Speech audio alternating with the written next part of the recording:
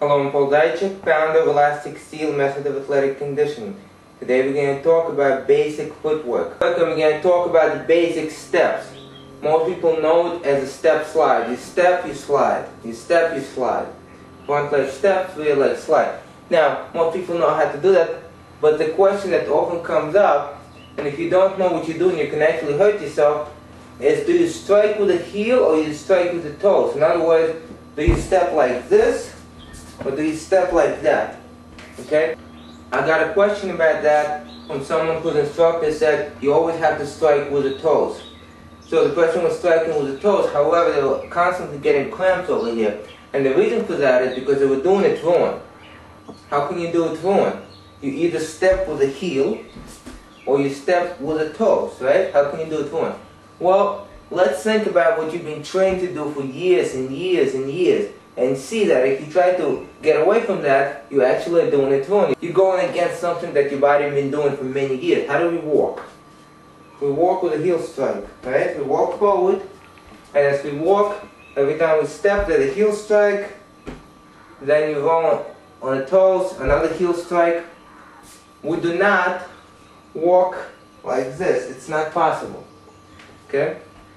What does that transfer in fighting? How does that transfer into fighting? Well, if you're going to step with this leg aligned directly forward, you have to strike with the heel.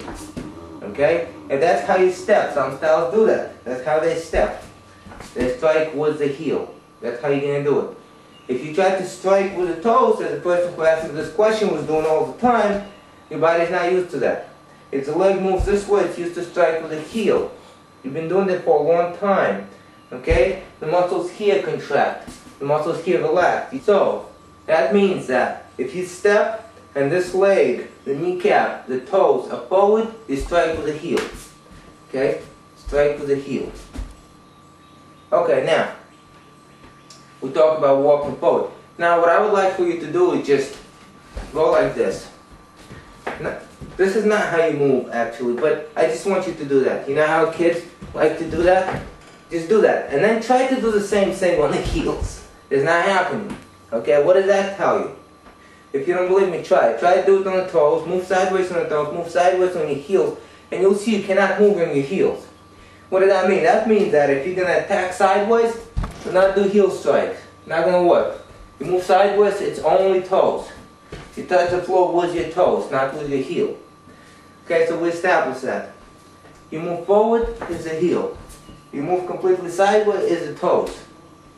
Now what happens if you do what most martial arts styles do, where the body is turned about 45 degrees, not completely forward, not completely to the side, about 45 degrees, okay? Well, from here you actually have an option. You can turn this leg out when you step, and step with the heel.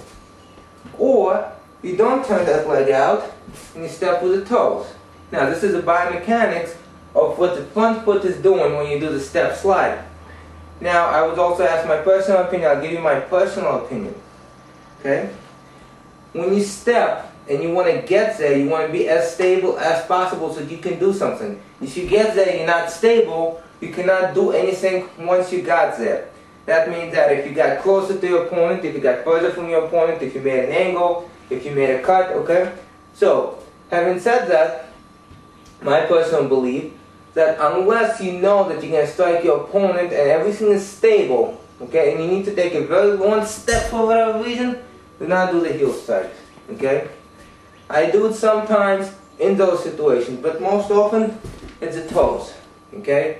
You step with the toes. Now, I want you to think about something, okay? Even if you don't have that situation or those conditions in front of you, I want you to think about them. You're walking, it's winter, okay? You're walking on ice. There's ice on the floor. And there's a puddle of water and you want to jump over it. Are you going to jump over it with your heels? Or are you going to jump over it with your toes touching? I guarantee you're going to jump over with your toes touching if you know what you're doing, if you have the feel for it. If not, your heel strikes, your heel can slide. You don't get much control touching the ground with your heel. Okay? You get much better control touching the ground with the toes and the heel drops right away. If you take a very long step, most likely you won't have to do that heel strike if you take a very long step.